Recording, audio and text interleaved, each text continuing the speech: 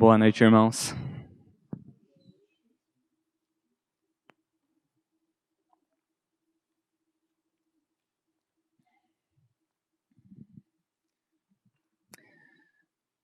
Vou ser bem sincero com vocês. É tão bom vir pregar aqui depois de louvar desse jeito, com essas palavras, assim.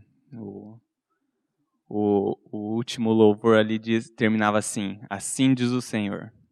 Quão certas eram essas palavras que a gente estava cantando, pessoal? Quanto da nossa confiança pode estar depositada nelas? Então, realmente é muito bom. O Gui também, com a oração dele ali, ele já pregou o evangelho, já facilitou bastante para mim a minha parte. Mas vamos lá, pessoal. O texto que eu quero trabalhar com vocês essa noite, Salmo 127, vocês podem deixar aberto. Acho que o Camarguinho vai deixar ali na tela. 127. Tá errado lá, Camarguinho. Ah lá. Eu quero ler de novo com vocês o texto, só para a gente se posicionar bem aqui. Vamos lá. Versículo 1. Se o Senhor não edificar a casa, em vão trabalham os que a edificam. Se o Senhor não guardar a cidade, em vão vigia a sentinela.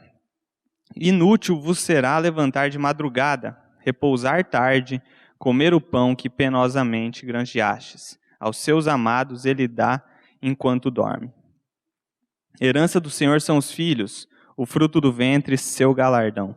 Como flechas na mão do guerreiro, assim os filhos da mocidade. Feliz o homem que enche deles a sua aljava, não será envergonhado quando pleitear com os inimigos à porta. Pessoal, esse texto aqui é até engraçado, porque quando eu falei para a liderança que eu ia pregar sobre eles, virou uma zoação, porque eles falaram, só porque você tem 3 filhos, você vai pregar Salmo 127, né? Jesus está vendo. Não é por isso, meus amados, mas de fato esse é um texto que trabalhou muito na minha vida. Eu não sei se é porque toda vez que eu ia na casa da Lília, enquanto eu namorava ela lia esse salmo para mim. Eu acho que ela tinha segundas intenções com isso. Mas foi muito trabalhado na minha vida porque eu vivia uma vida antes de ser convertido de total oposição ao que esse salmo prega. Em total oposição. Então, se esse texto fala para alguém aqui essa noite, ele fala a minha pessoa e ao que e a forma que um dia eu caminhei na minha vida. E mais uma coisa, eu acho, da última vez que eu vim aqui, eu falei com vocês sobre a graça de Deus. E eu queria que vocês tivessem um texto, eu vou ler para vocês, o Camarguinho nem precisa colocar lá, como background disso aqui. Como background, que seria Romanos 12, 2. O texto diz assim: e não vos conformeis com esse século, mas transformai-vos, ou sede transformados, pela renovação da vossa mente, para que experimenteis qual seja a boa, agradável e perfeita vontade de Deus. Pessoal, olha a exortação da palavra para nós cristãos. Sede transformados pela renovação da vossa mente. Então, estejam diante de Deus e diante da palavra de Deus sempre preparados para serem transformados. Sempre preparados para serem conformados ao que a palavra de Deus está colocando para vocês e não para com o que o século está pregando. Então nós, enquanto cristãos, nós precisamos pensar como cristãos. Devemos ter uma cosmovisão, para falar uma palavra bonita aqui, cristã, sobre como as coisas no mundo funcionam. E isso para todos os aspectos da nossa vida, para todos os aspectos. Porque hoje a gente vive num mundo de opiniões.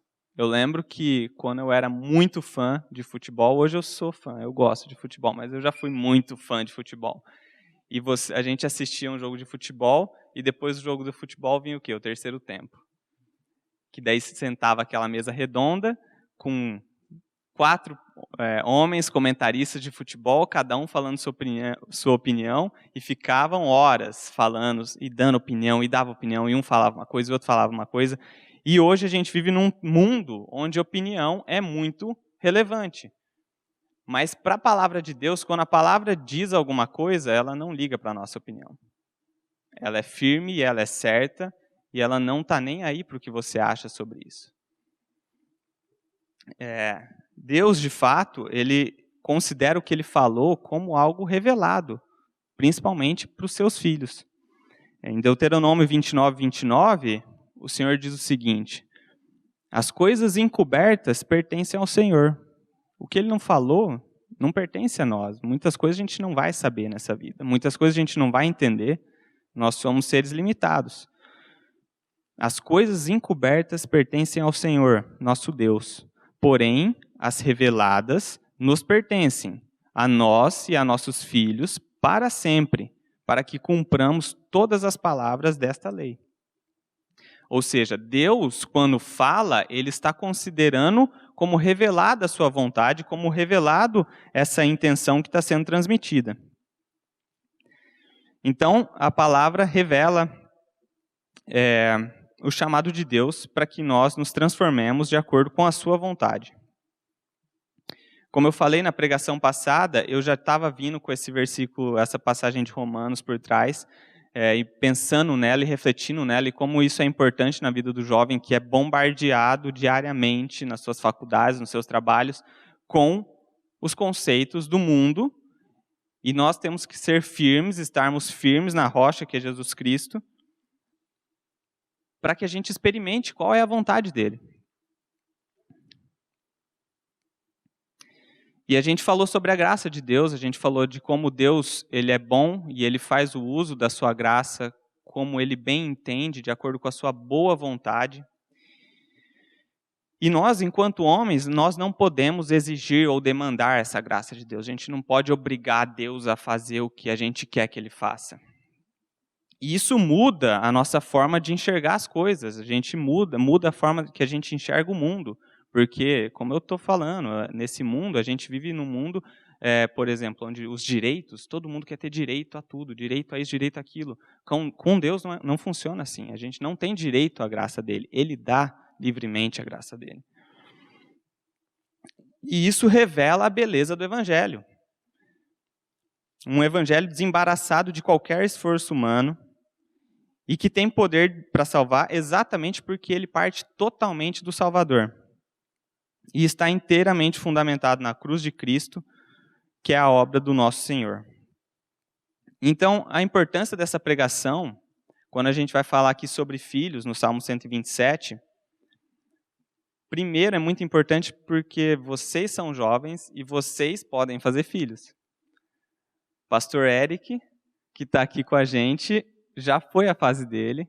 E graças a Deus ele teve a bênção do Senhor de poder fazer filhos e teve 3 filhos, né, pastor? Mas nós somos os jovens que podemos ter filhos e nós somos os jovens que somos filhos, assim como todo mundo é filho, mas nós somos filhos e nós temos pais, a maioria de nós temos pais que ainda são vivos, então nós somos filhos também, não só podemos fazer filhos, mas nós somos filhos. Então eu acredito que esse salmo é muito importante para que a gente tenha a mente transformada de acordo com a vontade do Senhor. E é engraçado porque quando a gente aborda esse texto, num primeiro olhar, num primeiro lance, parece que ele está tratando de 2 coisas que são totalmente distintas. Ele começa aqui com uma exaltação enorme da grandeza de Deus e da soberania de Deus. E eu quero ler com vocês esse trecho e trabalhar um pouco isso aqui para mostrar para vocês que, na verdade, está totalmente conectado, o salmo inteiro. Não são assuntos separados. Ele começa no versículo 1 do 127. Se o Senhor não edificar a casa, em vão trabalham os que edificam. E se o Senhor não guardar a cidade, em vão vigia a sentinela. E é engraçado que o Senhor está colocando aqui, por meio da sua palavra, basicamente 2 assuntos. Edificar uma casa, ou seja, construir, fazer um empreendimento, executar alguma tarefa, esse papel de criação do homem, e a manutenção da coisa criada, que seria o vigia guardando a cidade. Então, abrange todos os aspectos da nossa vida, criação e manutenção do que a gente criou. Isso aqui derruba por terra aquele discurso que é muito comum, talvez alguns de vocês até creiam nisso nos seus corações, e eu peço que vocês repensem sobre isso, de que se você tiver força de vontade, você chega lá. Não, você vai conseguir. É garantido. Se você ama o que você está fazendo, você vai conseguir. Pessoal, isso é o quê? Isso é coach. Isso não existe no mundo criado por Deus e não funciona assim. O que a palavra de Deus está revelando aqui é que o fator decisivo para o sucesso de qualquer coisa é a pessoa de Deus. É a pessoa de Deus. Por mais bem preparado que nós estejamos, e nós devemos estar preparados, por mais bem capacitados que nós sejamos, e nós devemos ser capacitados, por mais vontade que nós tenhamos, e nós devemos ter intenções e planos, a vontade do Senhor vai prevalecer. É isso que esse primeiro versículo está falando. É em vão tentar vigiar a cidade se o Senhor não estiver protegendo ela. Ainda assim, uma coisa não vai anular a outra. Não é porque o Senhor está fazendo que eu vou sentar aqui no banco da igreja e eu não vou fazer nada. Vou sentar e olhar a vida passar, não vou fazer nada. Porque o Senhor vai fazer de qualquer jeito. Isso é muito comum, a carne gosta de tentar fazer esses planos nas nossas mentes. Mas o provérbio 6,6 diz, vai ter com a formiga, ó preguiçoso, considera os seus caminhos e ser sábio. Ou seja, nós devemos ser como as formigas e não como as cigarras, que ficam cantando no verão, como já diz o conto popular. Então, nós fazemos o que somos chamados para fazer e o resto é com o Senhor. O resto é com Ele. E depende totalmente dEle. E a gente tem que ter consciência disso. É o que o salmista está ensinando aqui. Isso tem que estar na nossa mente. Daí ele vai para o versículo 2 e diz assim, inútil vos será levantar de madrugada, repousar tarde, comer o pão que penosamente granjeastes. E aqui nesse penosamente, algumas versões vai estar dizendo ansiosamente, com ansiedade. Aos seus amados ele o dá enquanto dormem. E algumas versões aqui também vão trabalhar esse enquanto dormem, o dá enquanto dormem, como dá descanso. Aos seus amados ele dá descanso. A ideia é praticamente a mesma, mas tem um enfoque um pouco maior no descanso. Ele dá descanso. Mas vamos falar um pouquinho dessa questão da ansiedade. O pão que é ansiosamente trabalhado para ser conseguido. Vocês lembram do primeiro pecado de Adão, o primeiro pecado da humanidade? Como Deus sereis. Essa foi a tentação. Então, como somos filhos de Adão, naturalmente, quando nascemos, somos filhos de Adão, a nossa carne tem a tentação de achar que a gente é como Deus e de que a gente pode alterar a realidade ao nosso redor, de que, de alguma forma, se a gente tentar muito bem, ou da forma correta, ou com a intenção, ou com a força de vontade correta, a gente altera todo o nosso redor. Ou seja, depende de mim o meu sucesso, depende de você o seu sucesso. E isso é pesado, gente. Isso pesa muito. E a gente luta por isso. A pessoa que não tem a revelação de Cristo, ela luta com isso. Eu tive um problema muito sério na minha época de faculdade com ansiedade, porque eu me dei conta de que eu não ia alterar a realidade ao meu redor, só que eu não tinha opção. Eu ia ter que continuar lutando por isso. Eu ia ter que continuar lutando por isso sem ter esperança num Deus que governa a sua criação, como esse salmista está revelando aqui no versículo 1 e 2. Isso gera ansiedade. E mesmo então, como eu falei, quando cai a ficha que você não é capaz de alterar a sua realidade, ainda assim você não tem esperança. E isso é pesado. Tem um versículo, acho que se der para colocar aí, Camarguinho, Mateus 11, versículo 28 ao 30.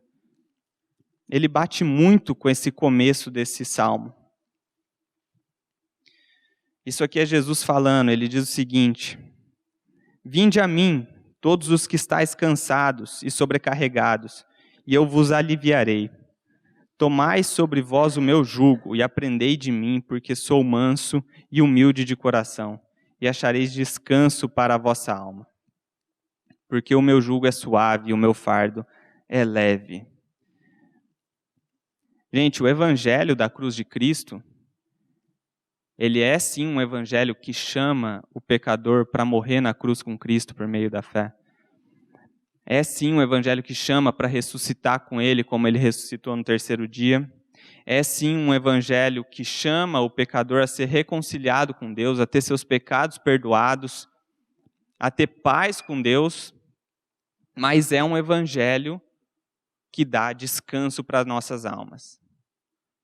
Isso aqui não é uma moeda de troca, não é uma moeda de venda do evangelho, mas é o que o evangelho proporciona. Se a gente colocar nossa confiança no Senhor, sabendo que Ele é esse Senhor que governa o universo e que morreu na cruz por nós, a gente vai ter descanso. E a gente tem que ter fé nisso, porque se a gente não tiver nisso, não vai ter descanso. Muitas vezes a gente não vai encontrar esse descanso que a palavra promete que tem, e é por isso que a palavra diz que o justo viverá pela fé. Aquele que foi justificado por Cristo, ele vive pela fé, ele olha para essa palavra e ele diz, é verdadeira, eu sei que é. É mais verdadeiro do que o banco que a gente está sentado essa noite.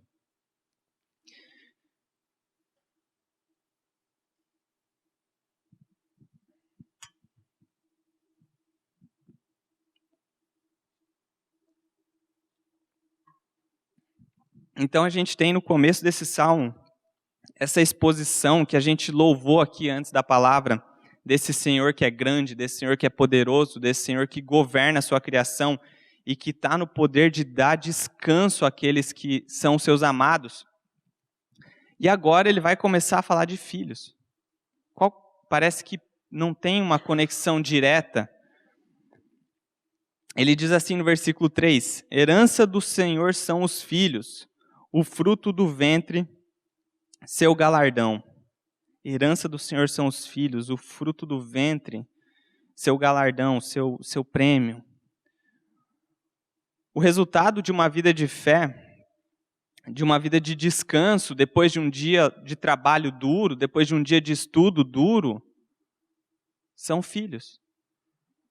É o que a palavra de Deus está falando. Você descansou no Senhor, você vai continuar labutando. Ainda vai ter dias difíceis na sua vida, mas o resultado disso são filhos.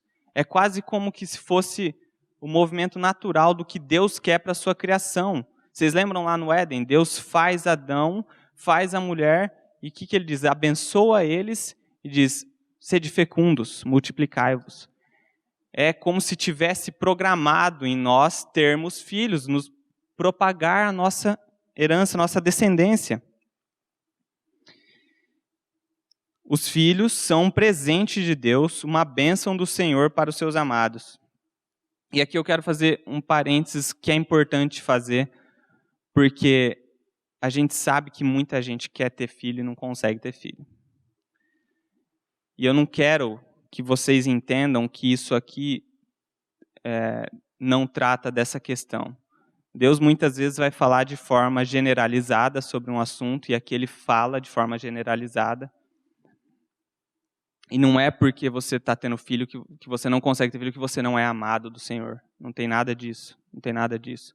Mas de forma generalizada, Deus está falando que os filhos são sim e devem ser considerados um presente da parte dele. Mas aí o problema começa com a questão dos filhos, e é uma questão muito delicada de ser trabalhada, porque pega no íntimo de cada um de nós. Eu nunca quis ter muitos filhos. A minha ideia, antes de ser convertido, era morar com meus pais até eu fazer uns 40 anos, e depois, quem sabe, eu ia ter uma mulher, e quem sabe ia vir 1 ou no máximo 2 filhos ali. Vocês viram que os planos do Senhor são mais altos do que os nossos, né? Então a coisa mudou, já estou indo para o 3º agora. Então o problema começa quando a gente não quer o presente de Deus. Deus está falando, o meu presente para a sua vida de descanso, por fé no que eu falei, que eu governo esse universo e que eu dou descanso para você que é meu amado, são filhos. E daí você fala, não quero. Não quero. E o problema começa aí. Normalmente a gente quer as bênçãos de Deus, mas para aquilo que a gente deseja. Eu quero a bênção de Deus pro meu trabalho. Eu quero a bênção de Deus pro meu estudo. Eu quero a bênção de Deus para minha conta corrente no banco. Eu quero a bênção de Deus pro meu joguinho do computador. Alguma coisa assim. E a gente quer escolher o que Deus abençoa a gente. E não deixar Deus abençoar a gente como Ele quer abençoar a gente. Então, se a gente não quer o que Deus oferece como bênção, o problema está em nós e não está em Deus. Ele sabe o que é bom para as nossas vidas, e Ele diz que é bom ser pai, e que é bom ser mãe, e que é bom ser filho. Se a gente não entende isso, e se a gente não compreende isso, e eu vou dizer para vocês, eu sou pai, estou sendo pai pela 3ª vez, e eu vou dizer, não é fácil. Tem horas que parece que você não quer aquilo, porque é sofrido, tem noites mal dormidas, atrapalha muitos dos seus planos. Às vezes você quer fazer alguma coisa e você não consegue fazer porque a criança não para de chorar. Mas o meu gosto não pode ser comparado com a vontade de Deus. O meu gosto tem que ser conformado à vontade de Deus. E o mundo diz pra gente todas essas coisas. Vai dar trabalho, vai atrapalhar, vai custar caro. E a gente começa a ser formatado de acordo com essa forma que o mundo prega a nós. E por que a gente pensa isso? Primeiro porque é muito fácil para a gente. Então, para a carne é ótimo isso. Bom, se vai dar trabalho, por que eu vou querer trabalho? Melhor não trabalhar. Se vai custar, é melhor ter pouco filho, porque daí sobra mais para mim, sobra mais para eu fazer o que eu quero fazer. Então, é um desafio para a gente, é muito difícil encarar a verdade da palavra de Deus dessa forma.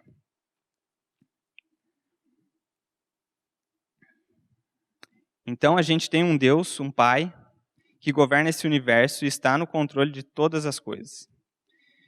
E daí é engraçado que o texto vai para uma linguagem bem diferente do usual, bem diferente do que a gente costuma usar dentro da igreja até.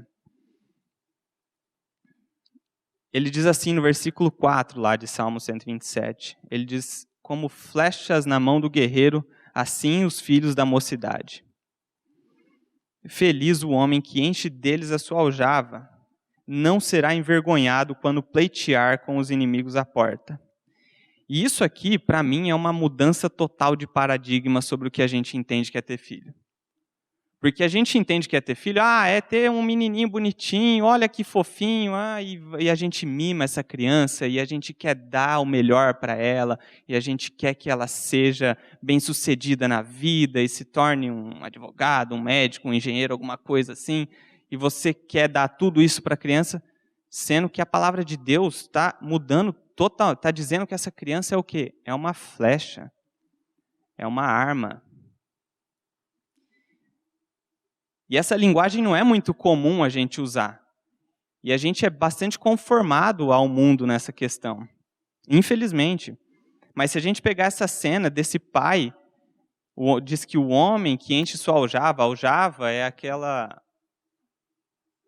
É a cesta, né? É uma cesta que o arqueiro usa nas suas costas com a flecha, onde ele tem fácil acesso a elas. Então, feliz o homem que enche deles a sua aljava, não será envergonhado quando pleitear com os inimigos à porta. Então a cena é um pai indo encarar seus inimigos com todos os seus filhos alinhados atrás dele como flechas, como ameaças àquele inimigo, e que não vão envergonhar o seu pai. Seu pai não será envergonhado. Porque os seus filhos, eles são, na verdade, ameaçadores. Então isso vai tão contra a tendência, a forma que a gente pensa sobre criação de filho, que muitas vezes o nosso zelo excessivo, a nossa proteção excessiva, e eu posso dizer que principalmente da parte das mães e dos avós, acaba criando filhos que são mimados. Muitas vezes sem a intenção. É óbvio que a intenção da mãe é dar o melhor para aquele filho, mas a gente tem que ter a consciência de que esses filhos são flechas. Eles devem ser uma... A gente muitas vezes tem assim, a gente pensa assim, poxa, a criança ela está ameaçada pelo mundo, né? Então a gente quer proteger ela porque o mundo vai atacar ela. E a gente precisa proteger. É claro que quando uma criança é jovem não, mas um bebê e uma criança realmente pequena, ela é ameaçada. Mas ela deve se tornar o quê? Qual é o objetivo? Ela deve se tornar uma ameaça para o mundo. O mundo deve ser ameaçado pela flecha que seu filho é. E que vocês são as flechas de seus pais. Nós somos a flecha que não vai permitir que os nossos pais sejam envergonhados. Então, os filhos eles devem ser afiados e preparados para serem usados pelo Senhor na expansão do reino. Se nós, enquanto cristãos, não tivermos essa ideia de que o filho é a arma que Deus usa para expandir seu reino, daqui 1, 2 gerações essa igreja acabou, gente. E não faltam histórias de igrejas que estão acabando porque as gerações futuras não participam. Elas não foram treinadas para serem flechas. Elas não foram treinadas para serem uma ameaça ao mundo na expansão do reino de Cristo. E para a gente ir chegando no final, eu queria ler com vocês 1 Samuel 17, versículo 34. Vamos começar no 34.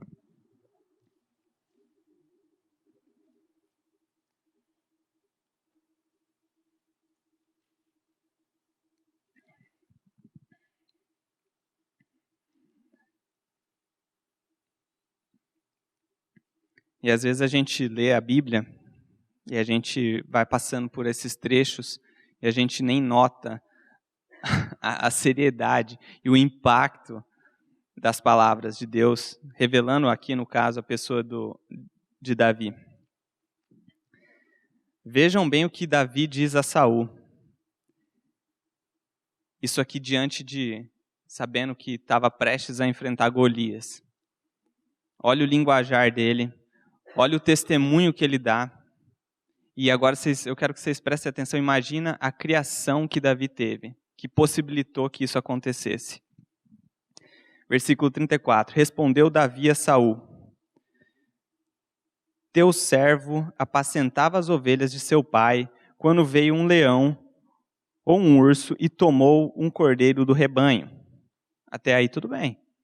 Veio um leão ou um urso e tomou um cordeiro do rebanho.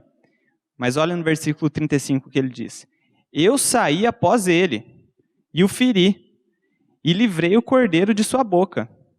Levantando-se ele contra mim, agarrei-o pela barba, e o feri, e o matei. Meus irmãos, olha o que Davi fez. O negócio não foi brincadeira. Ele pega a besta pela barba, fere ela e mata ela. Gente, agora para pensar. Qual mãe que deixaria o filho fazer uma coisa dessa? A gente está falando de um leão, de um urso aqui.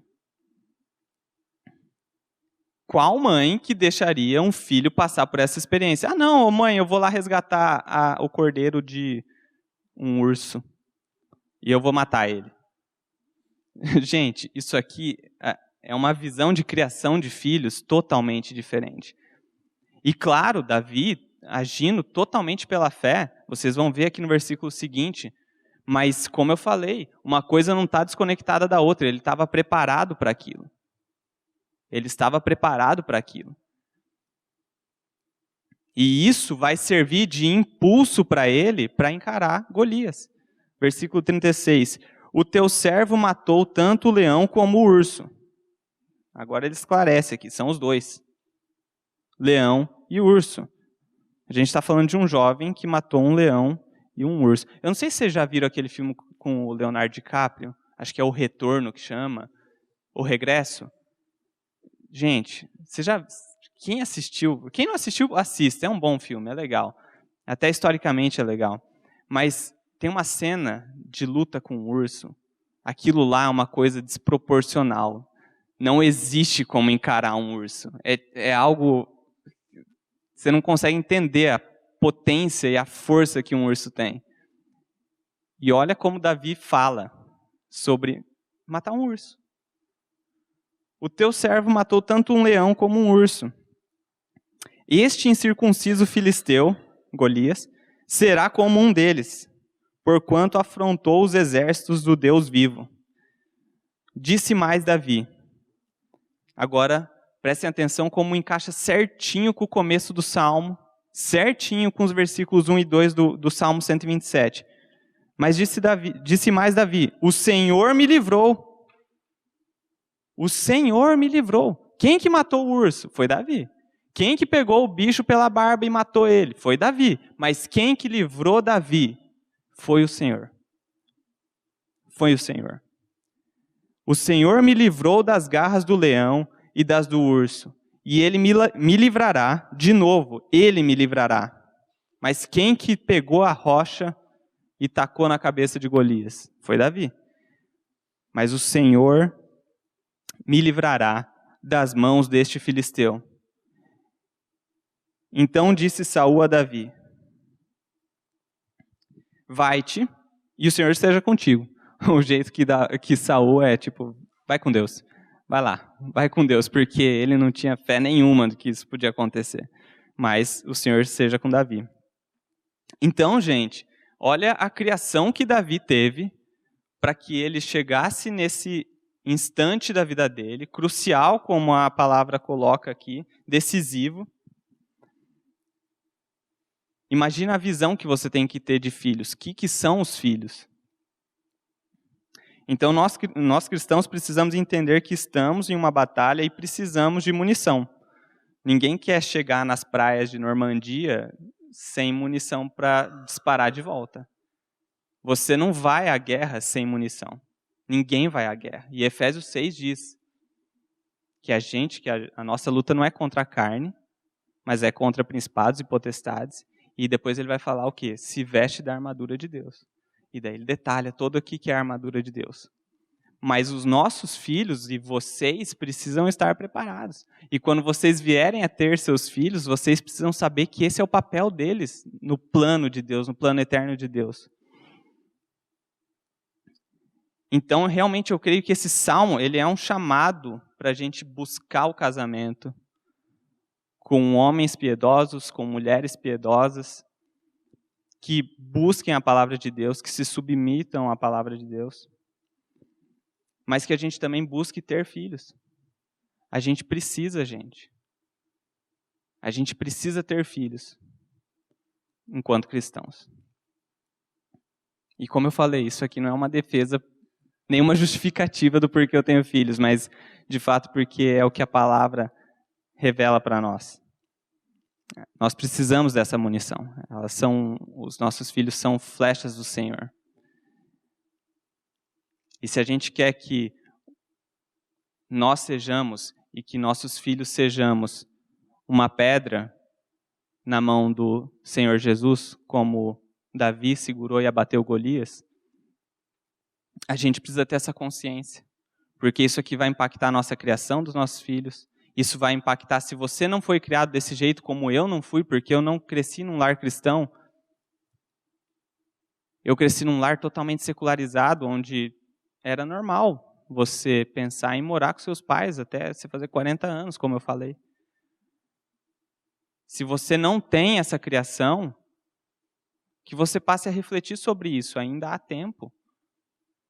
O Senhor chama os seus filhos ao arrependimento. E arrependimento é isso, é abandonar o que a gente entende sobre um assunto, se voltar para o Senhor, se voltar para o que Ele diz. Isso não é só na salvação, não é só para, me arrependi para a salvação em relação ao Evangelho, ao chamado do Evangelho. Não, é para a vida toda, é santificação. É um processo que deve continuar e a gente tem que ter ciência disso. A gente tem que buscar, como Romanos 12 ele falou, ter nossas mentes, nos transformarmos pela renovação das nossas mentes. Então, queridos, eu peço que vocês encarem a Bíblia dessa forma. Encarem como um manual de guerra que Deus está fornecendo aos seus filhos, que Deus está fornecendo aos seus amados, porque nós estamos numa batalha. E o mundo vai falar para vocês assim, não, tá tudo certo, pode ter seu culto aí no domingo, não tem problema, pode ter, é legal, porque torna a gente inofensivo. É inofensivo ficar aqui dentro. A gente tem que criar filho para ir para fora. Para ir pregar o evangelho.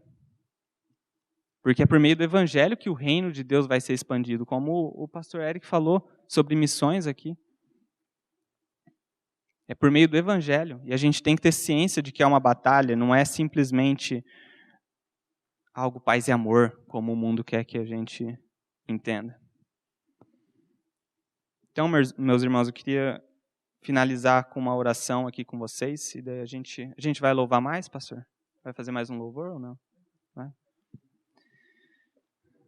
Ó Pai, obrigado por essa noite, ó Deus. Obrigado pelo privilégio de compartilhar com os irmãos a Tua palavra.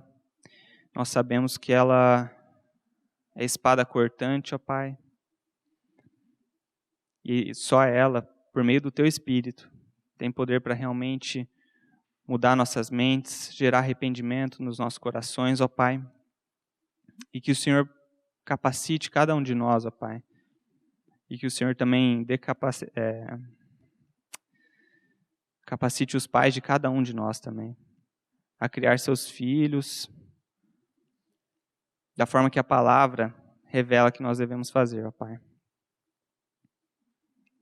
Muitas vezes essas realidades são duras, ó Pai, e difíceis de serem digeridas, porque a nossa carne quer conforto, gosta da preguiça, mas eu peço que o Senhor não nos deixe cair em tentação, ó Pai, nos livre do mal e realmente possibilite que essa palavra fique viva nos nossos corações, ó Pai, que isso aqui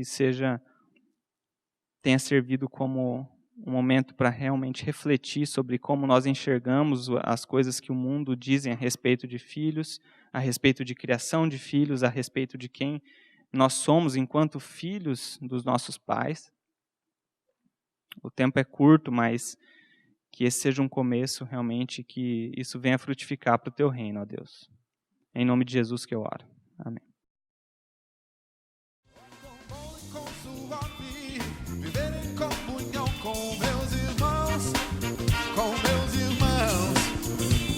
Quão bom e quão suave viver em comunhão com meus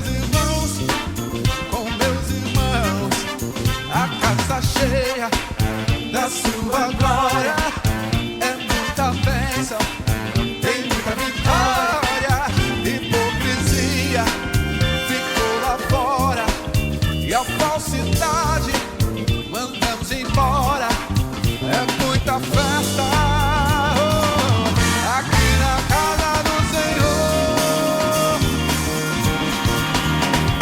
Quão bom